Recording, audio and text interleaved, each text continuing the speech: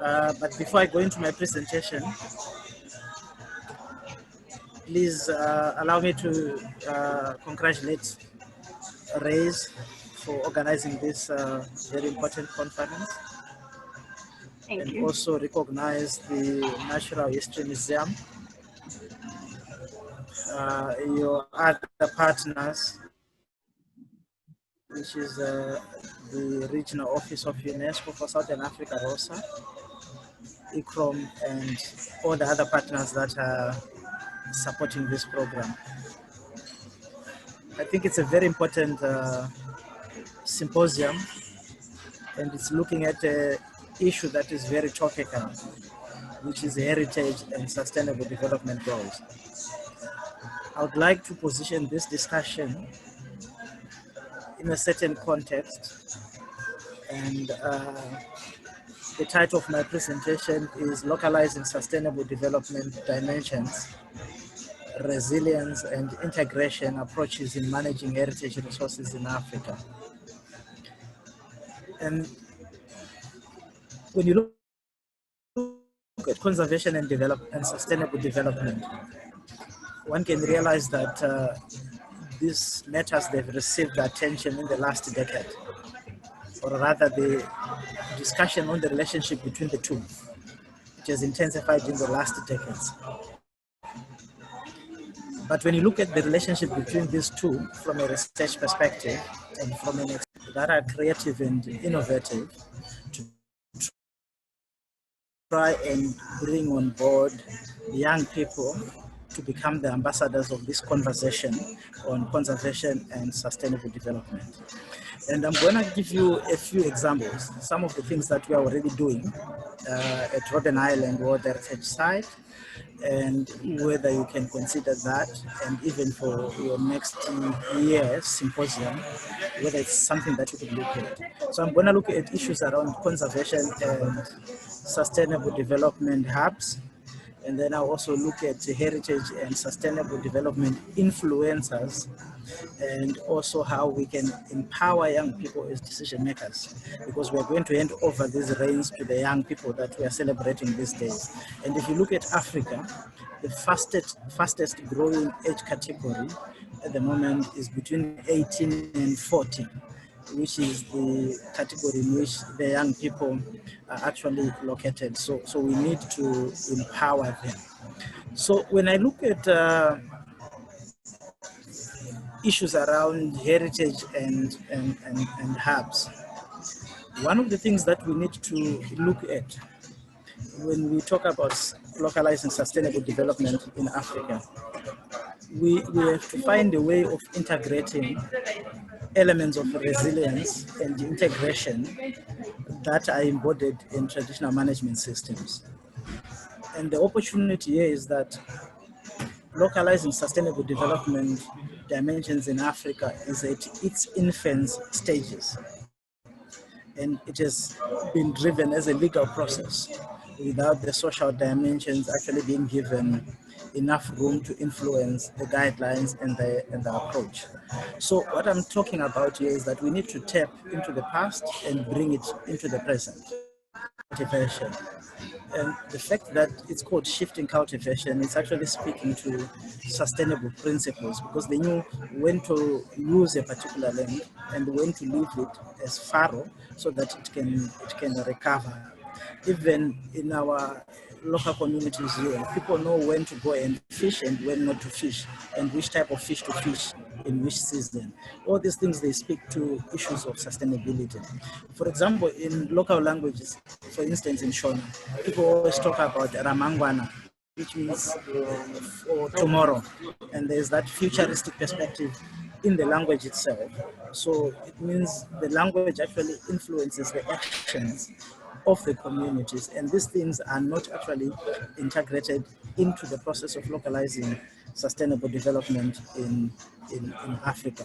For example, how much of the local language or mindset and philosophy has found itself into the guidelines that we are implementing at the moment. So we need universities to come on board. and helping research institutions like national museums to do that. And then we are able to influence the curriculum and guidelines that we are using at the moment. So that's one dimension. And the second dimension is that we need also to prioritize documenting and introducing good principles and practices in sustainable development. There's a lot of theory, but there are fewer empirical experiences. We are not documenting what we're doing in terms of development at sites and learning from those experiences and finding ways of improving the guidelines that we're using at a local level. And I keep on repeating that both conservation and development are local needs, and we need to work efficiently and cooperate with the local dynamic of July 2020. And he's the first artist to do a live stream from Robben Island. And we used one of the attributes at the site, which is the Quarry site, where ex-political prisoners were forced to undertake their punishment. But in the process, they also sang some songs, composed some songs at the same place. So we are just riding on the values that are already at the site, but giving a chance to the younger generation to send the message across the world that Robben Island is important and we need to conserve it. And whatever tourism products we implement, they must be sustainable. The reason why we chose him, he has got followers around 2 million people across the world.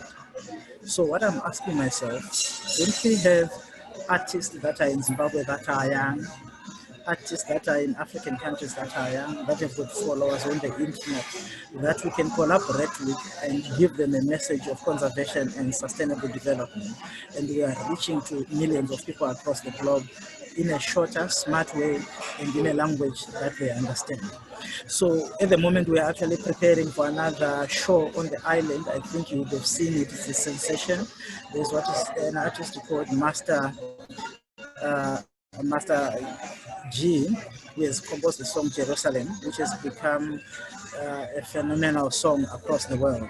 So he's going to perform on the island at the end of this month, and we are going to tap into his viewership and followership, which is now over 5 million, I think, from the different platforms that are following his music. So all I'm saying is that let's be creative with the young people. They know how to pass the message to their own generation. They know how to do it. And as heritage institutions, let's just help them by giving. They have a culture of passing information. So it's a culture of mentorship, where young people are strategically mentored depending on their ages, so that when they mature into adulthood, they're able to make life-changing decisions, and they're able to make decisions that will be best for themselves. And when I look around Africa these days, you wonder yourself what is happening. For example, if you look at the managing institutions and their boards or boards of trustees or councils that govern them, you rarely find young people sitting on those boards.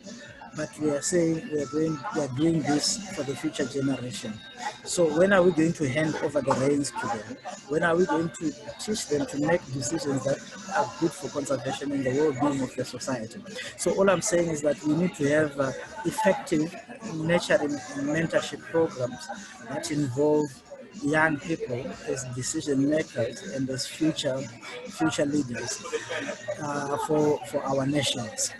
And last but not least, I would like to reiterate the point that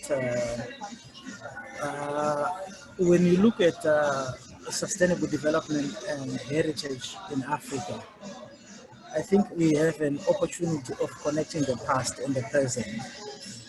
And I would like to caution people who always say that traditional management systems are backward and they do not have any dimension of sustainable development, because when you dig deeper into the traditional management systems of local communities, issues of sustainability are addressed.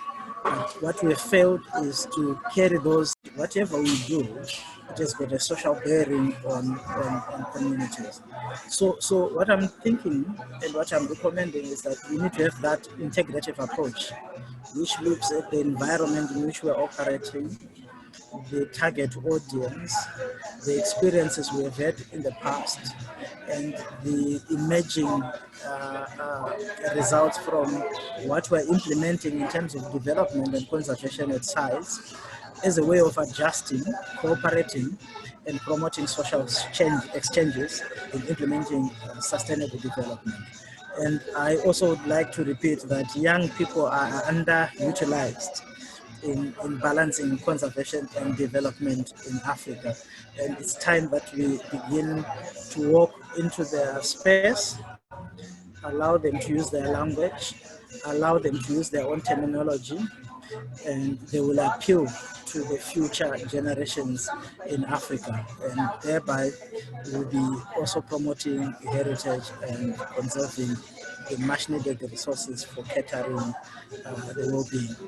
And as a parting shot, I think next year I would be very happy to hear that the keynote speaker is a young person, an influencer, a champion who will be profiling heritage issues. Thank you very much.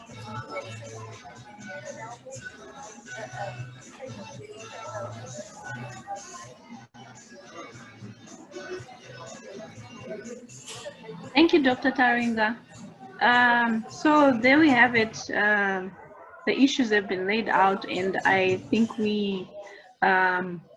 once we listen to the talk, we are able to engage and to comment on everything that is the issues that have been raised. I particularly sustainability and appreciating heritage. He mentioned something about communicating using modern technology to really put the word out there.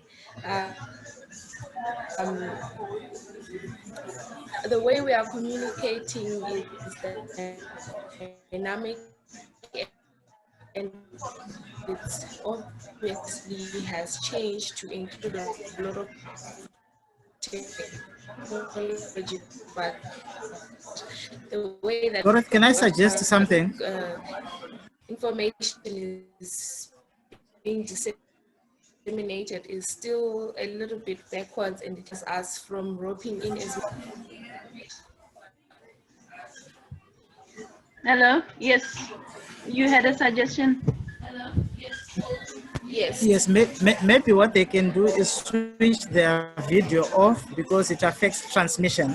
Oh, yes, okay. And then they can try to speak with the video switched off. I might be able, because they're breaking their. All right. Okay.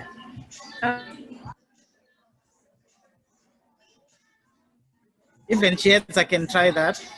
All right. Okay.